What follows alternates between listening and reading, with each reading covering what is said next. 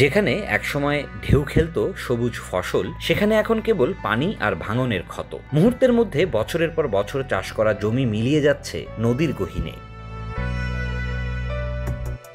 যে গাছগুলো ছিল পরিবারের ইতিহাসের সাক্ষী, সেগুলোও একে একে ভেসে যাচ্ছে তীব্র স্রোতে। ঝিনাইদহের শৈলকুপা উপজেলার সারুটিয়া ইউনিয়নের কৃষ্ণনগর বরুরিয়া গ্রামের চিত্র এখন এমনই।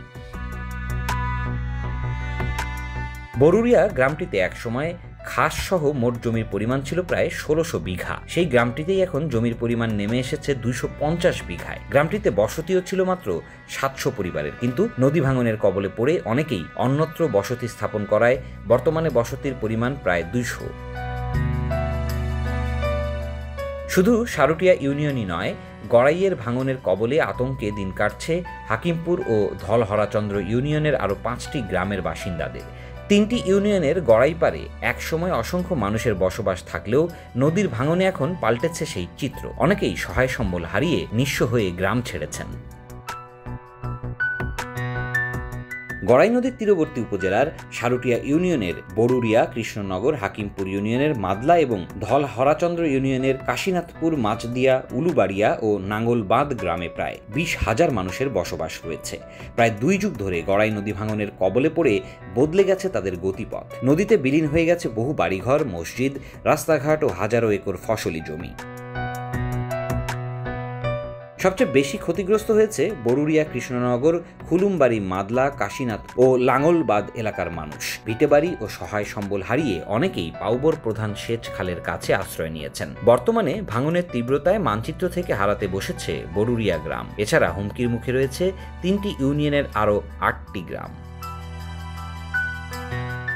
পানি উন্নয়ন বোর্ডের তথ্যমতে শৈলকুপা উপজেলায় গড়াই নদীর বহমান অংশ ২০ কিলোমিটার। তবে বেশি ভাঙন তীব্রতা বরুরিয়া গ্রামের অংশে, কোথাও বেশি কোথাও কম। সেই হিসাবে প্রতি বছর গড়ে ৫ মিটার এলাকা নদীগর্ভে বিলীন হচ্ছে। এদিকে নদীপাড়ের বাসিন্দারা জানান, এবারের বর্ষার শুরুতেই নদীতে ভাঙন শুরু হয়। ধীরে ধীরে তা ভয়াবহ রূপ নেয়। এবার নদী ভাঙছে, ধরেন যে আপনার এই যে কৃষ্ণনগর, বরুরিয়া, তারপরে সারুটিয়া, ওই পাশে আরো অনেক জায়গা আছে, সব জায়গায় আর কি ভাঙতেছে। এই যে কলা গাছ, মাছ, ওই যে বাঁশ, ওই যে কল মাল সবই ভেঙে গেছে। এইবারই ভেঙে গেছে সব কিছু। ওই যে ওই বাড়িওয়ালারা ওই বাড়িতে এই পাশে উঠে চলে আসছে। আবার ধরেন যে এইবারও ভাঙা মতনই। নিজের ৫ বিঘা জমি ছিল, সেটা নদী ভেঙে চলে গেছে। নিজের আর কিছুই নেই। ৩00-৪০০ বিঘা এই মৌজার জমি চলে পার উঠতেছে। তো এর ব্যবস্থা তো সরকার নেয়ই না। প্রতি বছরের মতো এবারও জিও ব্যাগ ফেলা শুরু করলেও তা কোনো কাজে আসছে না। ভাঙন রোধে ব্লক দিয়ে স্থায়ী বাঁধ নির্মাণের দাবি জানিয়েছেন তারা। ১০-১২টা গ্রামে এরকম ভাঙতেছে, আপনার ফসল নিয়ে সবই এবার ভেঙে চলে গেছে। ফসলের জমি সহ সমস্ত জায়গা জমি ভাঙিয়ে একেবারেই শেষ হয়ে যাচ্ছে। এই এলাকার মানুষের ছিল, আপনার বাসা ছিল দেখছে নদীর মাঝখানে, ভাঙতে এই পর্যন্ত আসা।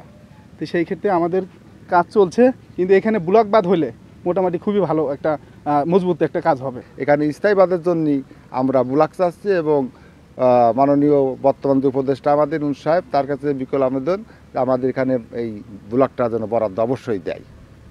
ভাঙন রোধের বিষয়ে বরাবরের মতোই একই কথা বলেন পানি উন্নয়ন বোর্ডের এই কর্মকর্তা। গড়াই নদীর যে তীব্র ভাঙন রয়েছে, সেই ভাঙন প্রতিরোধে আমরা প্রতি বছরই জরুরি কাজ অথবা এই বছর আমরা সতর্কতামূলক কাজ বাস্তবায়ন করছি।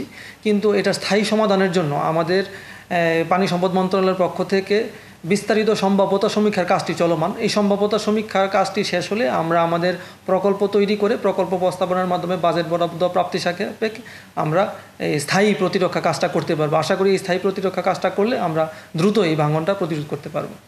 গড়াই নদীর ভাঙন শুধু একটি চিত্র না, হাজারো মানুষের গল্প হারানোর জীবন্ত উদাহরণ। প্রতিটি মুহূর্ত নদীর স্রোতের মতোই ভেসে বেড়াচ্ছে সহায় সম্বল হারানো পরিবারের কান্না। নদীপাড়ের মানুষ দিন শেষে শান্তির ঘুম আর নিশ্চিত জীবনের জন্য ভাঙন রোধে স্থায়ী বাঁধ নির্মাণের দাবি জানিয়ে আসলেও তা আলোর মুখ দেখছে না। News desk, Dhaka express.